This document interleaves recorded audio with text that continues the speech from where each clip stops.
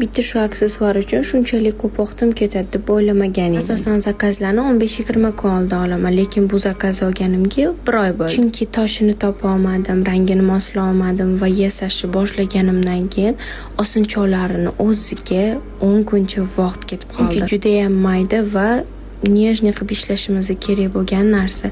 Chunki agar bu narsani biz ishlayotgan paytimizda shunaqa ishlamasak, orqalaridan iplari ko'rinib g'alati bo'lib qoladi. Lekin men klientimlarning xohishlariga qarab, akkuratni qilib ishlab berishga harakat qildim va bularni upakovka qilib chiqazib yubordim. Buni olganlaridan keyin menga yana $100lik 3 ta dona aksessuar zakaz qildilar. Xudo xolasa ularni ham men sizlarga obzor qilib ko'rsataman. Agar siz ham o'zingizga sarpasida zakaz qilmoqchi bo'lsangiz, bemalol menga ishonsangiz bo'ladi. Hammasini xohishingizga ko'ra qilib beramiz. Yo buni bo'lishni unutmang. Hali sizlar bilan bunaqa noodatiy aksessuarlardan juda ham ko'p yasaymiz. Izohlarda aksessuar haqida fikringizni yozib qoldiring. Men uchun juda ham muhim.